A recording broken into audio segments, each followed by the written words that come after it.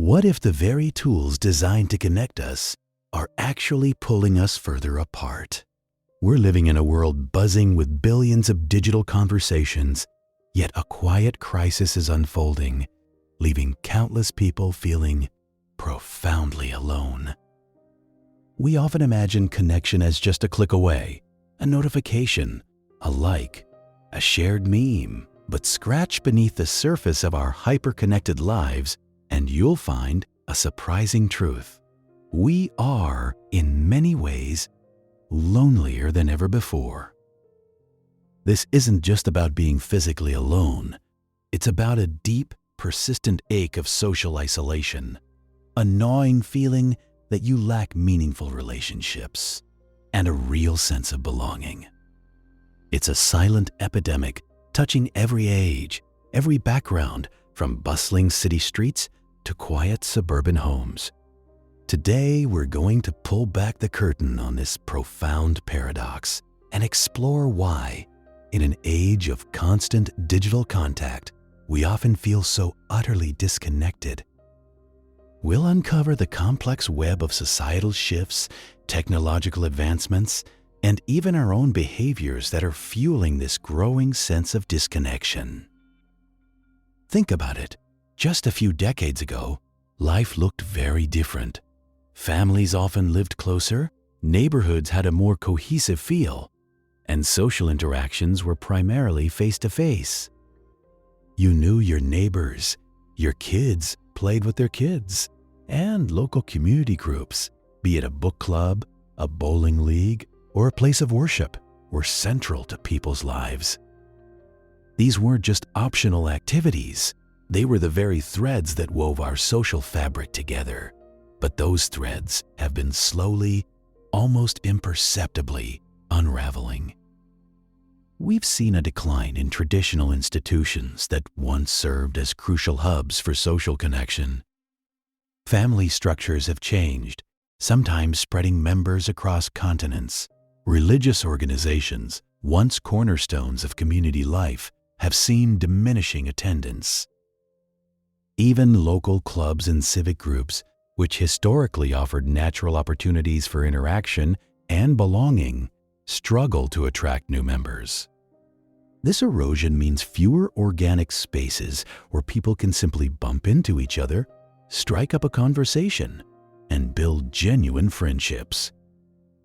It's like the village square slowly emptied out, replaced by individual, isolated homes. Adding to this, modern life demands a different kind of mobility. People move for jobs, for opportunities, for a fresh start. While this offers incredible possibilities, it comes at a cost. It makes it much harder to establish deep roots and long-lasting friendships. Every move is like starting from scratch, trying to rebuild a social circle in a new place where everyone else seems to already have their crew. It's exhausting, and often, it just doesn't happen with the same depth as before. We're constantly packing up our lives, both physically and emotionally, making it tough to nurture the kind of steady, dependable relationships that truly banish loneliness. And let's be honest, the pressures of modern life leave little room for much else. We're caught in a constant hustle, chasing careers, striving for financial stability, and trying to keep all the plates spinning. Long working hours, demanding schedules, and the sheer mental load of daily life often mean that by the time we get home, there's little energy left for anything beyond basic necessities. Nurturing personal relationships takes time, effort, and emotional investment, resources that often feel scarce in our fast-paced world. We might tell ourselves we'll catch up with friends next week, but next week often turns into next month, then next year, until those connections wither on the vine. Now, let's talk about the elephant in the digital room: technology and social media. On the surface, these platforms promise an unprecedented level of connection. We can instantly chat with friends across the globe, share our lives with hundreds or thousands of people, and feel like we're part of a massive, interconnected web. But here's the rub. This promise often delivers a reality of superficiality. Think about it. How many of those interactions truly feed your soul? How many leave you feeling seen, understood, and genuinely connected? Often scrolling through curated online profiles and engaging in fleeting digital conversations creates a false sense of connection. We see the highlight reels, the perfect vacations, the thriving careers, the blissful relationships, and unconsciously compare them to our own messy, unfiltered lives. This isn't connection, it's comparison. And it's a thief of joy. It can lead to profound feelings of inadequacy, making us believe everyone else has it all together, exacerbating our own feelings of isolation. We might have thousands of followers, but still feel utterly alone in a crowded digital space.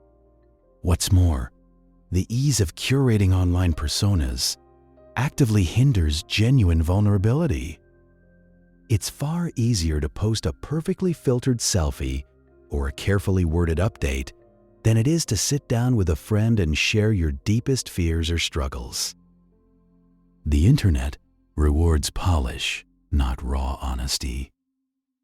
This means we're spending more time crafting an idealized version of ourselves than we are developing the kind of deep, authentic relationships that require us to be truly ourselves, flaws and all.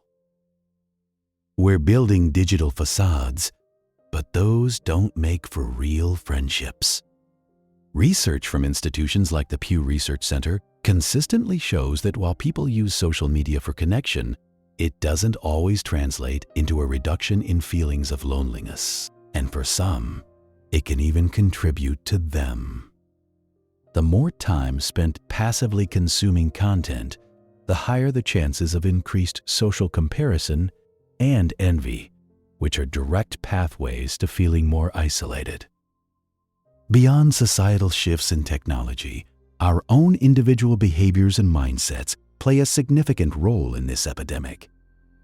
For some, the thought of initiating or maintaining connections is fraught with anxiety, a fear of rejection, a natural shyness, or even a perceived lack of social skills can become insurmountable barriers.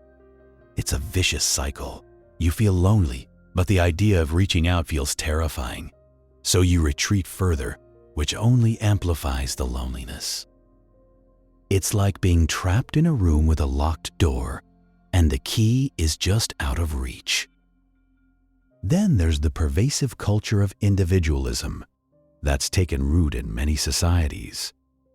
We're taught to pull ourselves up by our bootstraps, to be independent, to conquer our challenges alone. While self-reliance is certainly a valuable trait, an overemphasis on independence can lead us to prioritize individual achievement over interdependence. It tells us that asking for help is a sign of weakness, that relying on others is a burden. This mindset often leads individuals to navigate life's inevitable challenges in isolation, hindering the development of the supportive networks that are essential for human flourishing. We convince ourselves we should be able to handle everything on our own, even when deep down, what we truly crave is a hand to hold. It's a kind of quiet heroism that can lead straight to quiet desperation. The far-reaching consequences of this loneliness epidemic extend far beyond just feeling a bit down. This isn't merely a fleeting emotion, it's a significant public health concern. Think of it as a silent killer, subtly eroding our well-being. Studies have shown a strong link between chronic loneliness and an increased risk of serious health problems. It's not just about mental health, although it's undeniably tied to increased rates of depression and anxiety, causing immense personal suffering and straining healthcare systems. Loneliness has been found to be as detrimental to our physical health as smoking 15 cigarettes a day. Yes, you heard that right. As dangerous as a pack-a-day habit. It's linked to an increased risk of heart disease, stroke, and even weakened immune systems, making us more susceptible to illnesses. The chronic stress associated with loneliness can lead to inflammation throughout the body, accelerating the aging process and contributing to a host of physical ailments. Dr. Vivek Murthy, the former U.S. Surgeon General, has been a leading voice on this, describing loneliness as a fundamental threat to public health. He highlighted in a 2017 advisory that loneliness is associated with a greater risk of cardiovascular disease, dementia, depression, and anxiety. In essence, feeling alone can quite literally shorten your life. It's a crisis unfolding right before our eyes, often unseen, but its impact is undeniable and devastating. So, if loneliness is a crisis, what do we do about it? It's not a problem with a single simple fix. Addressing the loneliness epidemic requires proactive interventions, a collective effort that touches every level of society. It means moving beyond individual solutions and looking at how we can rebuild the structures that foster genuine connection. First, we need to focus on fostering stronger communities. This isn't about some utopian ideal, but about practical steps. It means investing in public spaces where people can gather: parks, libraries, community centers. It means supporting local initiatives that bring people together, whether it's a neighborhood garden project, a local art class, or volunteer groups. It's about creating opportunities for people to interact regularly, to see familiar faces, and to build that informal network of support that used to be so common. Think about policies that encourage mixed-use development, making neighborhoods more walkable and less car-dependent, thus increasing spontaneous interactions. Second, we must actively promote genuine social interaction. This means encouraging people to put down their phones and look up. It means teaching social skills in schools, reinforcing empathy, and helping young adults navigate the complexities of real-world relationships. For individuals, it's about making a conscious effort to reach out, to initiate conversations, to say yes to invitations even when you feel tired.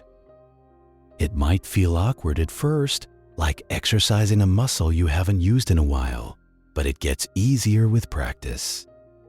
Join a club, volunteer for a cause you care about, or simply make eye contact and smile at the people you encounter in your daily life. Small gestures can ripple outwards. Third, we need to address the misuse of technology. This isn't about ditching our devices entirely. Technology offers many benefits. But it is about cultivating a more mindful relationship with it. It means recognizing when our online interactions are enriching our lives versus when they are isolating us. It might mean setting boundaries for screen time, choosing quality interactions over quantity, and using technology as a bridge to real-world connection rather than a substitute for it. Maybe you use social media to find a local hiking group, then meet them in person. That's technology well used. Ultimately, tackling this epidemic means cultivating a society that truly prioritizes connection, empathy, and the well-being of its members.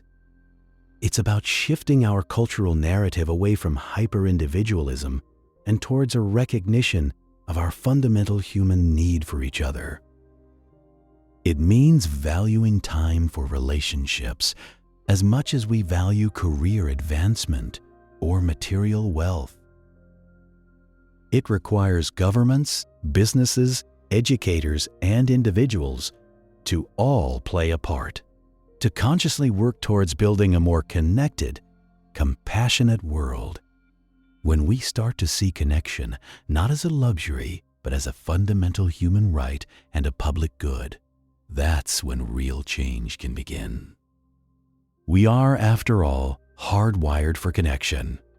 Our brains, our bodies, our very souls crave it. The good news is, we have the power to turn this tide. The solution to loneliness isn't found in more screens, but in more heart. If you're ready to learn more about how to strengthen your connections, check out this next video.